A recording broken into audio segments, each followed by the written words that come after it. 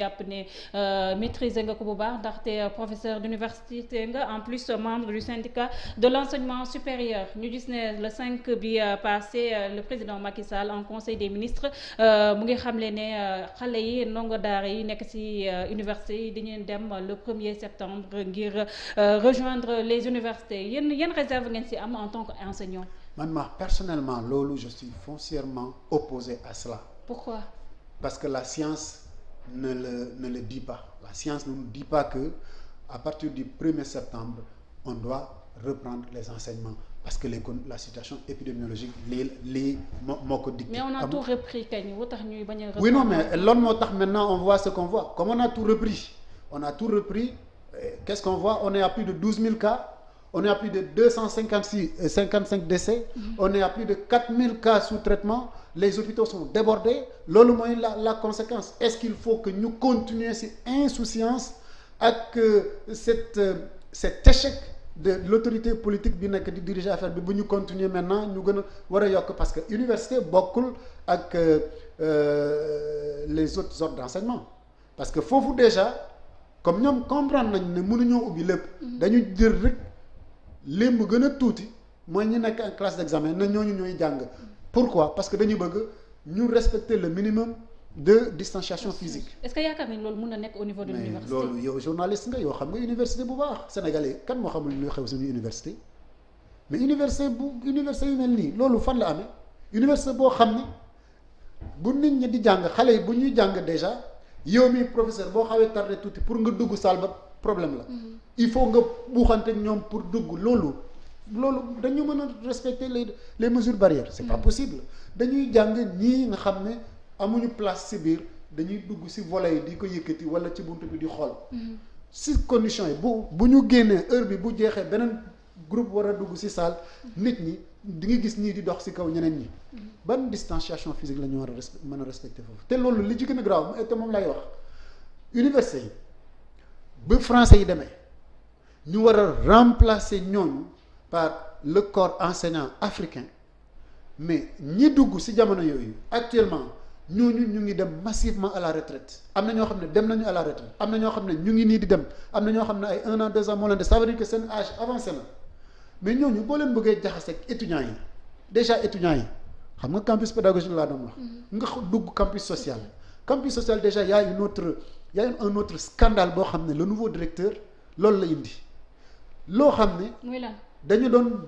doon tere étudiant boo jël sa convention d'hébergement su dee sa néeg bi ñaari lal la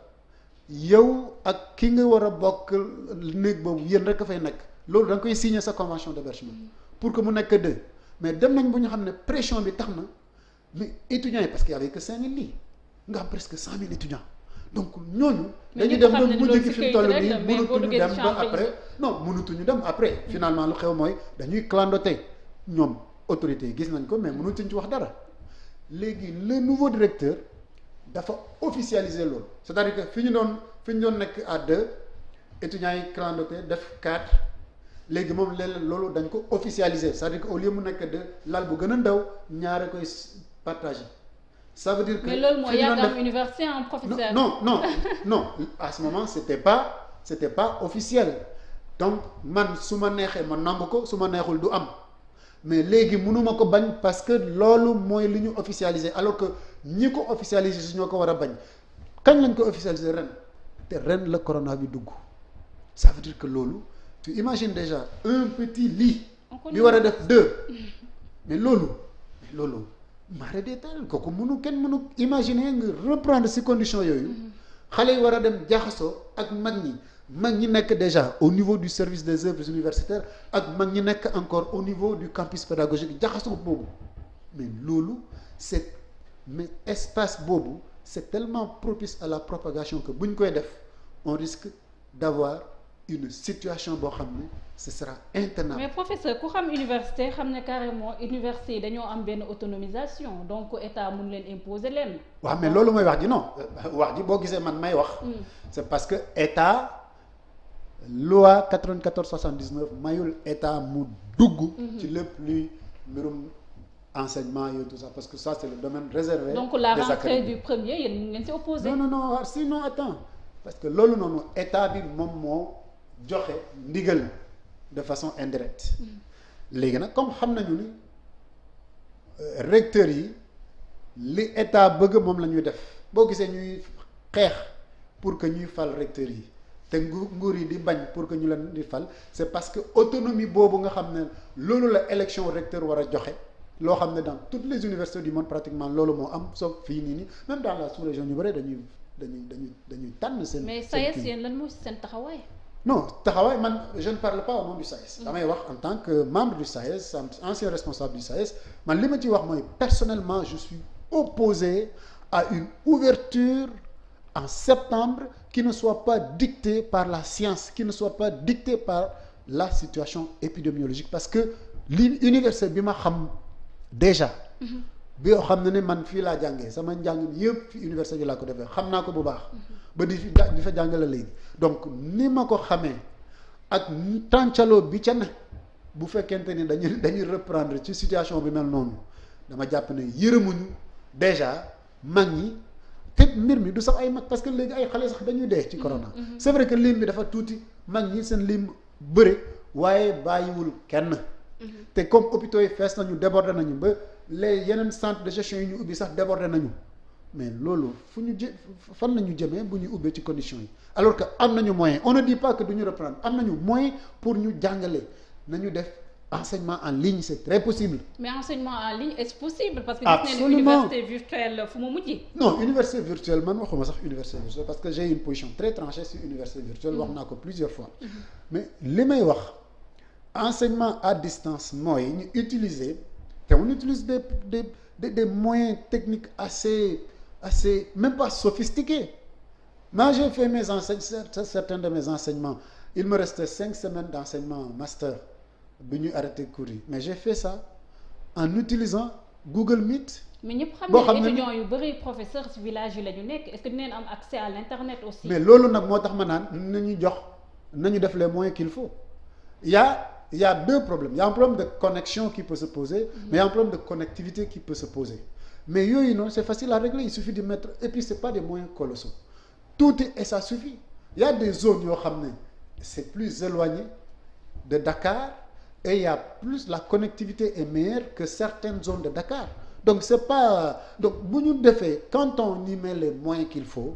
gis nga du ñu soxla reprendre physiquement fii ak situation bi laaju ko on peut faire tous les enseignements qu'il faut du deuxième semestre et terminer sans problème et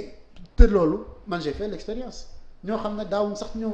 en physique pour plusieurs raisons yoo xam ne mënuñu ko sax mënuñu ko xam mais ñooñu ñëpp dañuy ñëw ils sont présents virtuellement et tu fais parce que cours li gën a important ci cours mooy interaction professeur ak ndongo yi ñuy interagir loolu fu mu amul rek amul jàngale. d'accord wala boog sooxe na. te loolu lii dañ koy mën a am en ligne. dañ koy mën a am en ligne defee moyen. exactement professeur ñu wax ci bachelier non orienté yi nga xam ne ñoo amoon daaw bac mun nañu wax ne fu mu toll nii 1 an mu orienté wul leen ils sont au nombre de 1346 le président Macky Sall sa ci conseil des ministres bi aussi sommé woon na le ministre de l'enseignement supérieur ngir mu orienté leen. waaw xam nga loolu yëpp c'est politique ñoom. xam nga sànq da nga wax est-ce que yaakaar nga ne aussi ces bacheliers ak nombre d'étudiants yi nga xam ne ñu am nañ au niveau de l'université ñu mën a intégrer l'université aussi. dama lay wax ñaari yëf yoo xam ne. peut-être benn bi daf lay étonner. muy ban mais Sénégal. on a très très très peu de bacheliers. on a très peu disons pas de bacheliers on a très peu d'étudiants au Sénégal. très peu d'étudiants li waa Banque mondiale di wax képp ku bëgg a développer réew mu bëgg a développer il faut nga am au minimum 2% de ta population dans l'enseignement supérieur on est très très loin de cela. on est à combien? Bon, on était en 2013 aux environs de 150 000 donc da ngay xool chaque fois les résultats du bac c'est entre 35-40% donc on n'est pas loin de cette même fourchette on stagne parce que les résultats ne sont pas bons chaque année ça baisse année dernière gis nga li ñu amoon on n'était même pas presque à 30% c'était un problème. donc amul ay étudiants yu doy à chaque fois ñu ngi wax nombre étudiants yu ëpp solo yu bëri. donc loolu tax ma naan day jaaxle. fan mooy problème bi. le problème bi mooy c'est la capacité d'accueil. voilà soo amee loo xam ne tuuti na mais malgré tuutiwaayu lim gi yow ëtt yi leen war a dalal yooyu xaajul doy mais kooku mënuloo ci def dara alors que problème on a tout le temps d'infrastructure. on a un problème d'infrastructure énorme te dans toutes les universités du monde moi je ne suis pas contre que ñu dugal étudiants dans les universités mais dans toutes les universités du monde dañuy tànn université dañuy tànn ñuy dugg sur dossier mënuloo jël say bagages nga ne da ngay dem France wala États-Unis nga ne da ngay àgg rek ñu may la nga inscrire non ça ne se passe pas comme ça dañuy xool les profils ñu jël les meilleurs ça ne veut pas dire que état bi dafa war a bàyyi ñi nga xam ne nii université mënul leen jël mais état bi moom mooy déjà ñoom ñoo wax ne dañuy ubbi ay ISEP yoo xam ne institut yoo xam ne ay formation yu courte la yoo xam ne daf lay jox qualification. boo xam ne mais ISEP yooyu aussi am na problème. mais dara baaxul. dara baaxul ci université c'est-à-dire que ñoom seen wax yëpp ay slogan la ñun bu ñuy dénoncer yooyu au début mais beaucoup de gens dañu la naan mais ñii c'est des gens yoo xam man ñun li ñu ma taxé de politicien parce que da ngay wax ñu naan la wax moom sax parti nangam la nekk donc li muy wax nii yëpp day te li ma wax yëpp amul lenn liñ ci dindi depuis at yooyu ba fii liñ ci wax yëpp dara dañu ci donc dañuy xam li ñuy wax te dañu bëgg suñu réew. il faut que nit ñi xam sénégalais nit da ngay wax li nga xam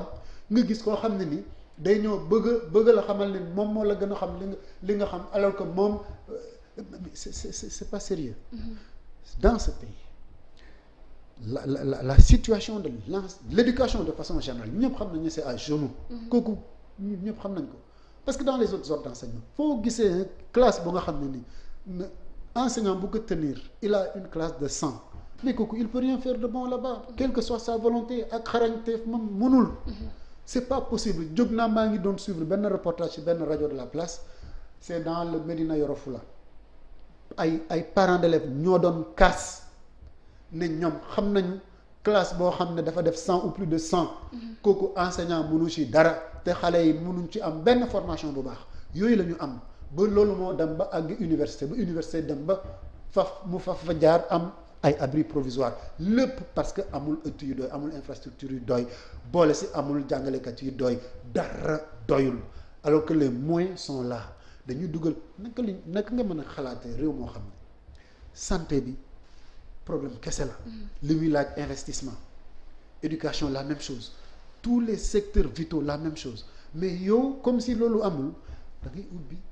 ñëpp gis lan la fi sénégalais bu sérieux ngay laaj ban sénégalais bu sérieux ngay laaj conseil économique social et environnemental ban intérêt la ko amal dëgg ak yeneen institutions inutiles yu bëri ay de conseil de dialogue du territoire ak mais y a tellement de le HCCT mais tout ça parce que Assemblée nationale déjà c'est un problème tey ani député yi ils sont confinés. Combien de questions d'intérêt majeur d'intérêt supérieur se pose te kenn gisul député yi gisuñu leen. D'accord. À commencer par ñun man dans notre propre cas nous dans notre parti on a au moins 2 députés. man bu ma sañoon député te j'en profite si seen plateau bi. sama vice-président comme dama doon waxu vice-président ñu naan wéy léegi interpeller le député de Déthié Fall mu jóg sol ay dàllam mu dem directement Tobène xam nga lu tax mu war a dem Tobène. Tobène ñëpp gis nañ fan yi gendarme yi ñu fa yebal. ñu dem di duma population yi te loolu c'est pas joli. j'estime que gendarmerie wala police seen liggéey la ñuy def kenn waru leen def loo xam ne day tax ëllëg ñu ñaaw ci parce que loolu ñu def. à Tobène c'est pas joli. lan moo tax mu war a dem ñun on a un grand responsable boo xam ne Cheikh Fall boo xam ne il est parmi ñoo xam ne ñu ngi leen di détenir. ils sont plus de 18. mais ñu jóg man bi may woo Déthié Fall je l'ai appelé hier je dis aussi que jéem na ma woo dem ba il m'avait pas eu quand je l'ai appelé le soir c'était pour lui proposer que mu jóg dem à Tobène dem en tant que député même pas en tant que vice-président de Rewmi mais en tant que député mu dem masawu waa dëkk bi ba pare profité ci dem nuyu ak masawu waa kër ñoom Cheikh Fall ñi nga xam ne ñoom la ñu arrêté ci loo xam ne dañ leen a tooñ jaay leen doole li ñuy laaj mooy ñu négocier ñu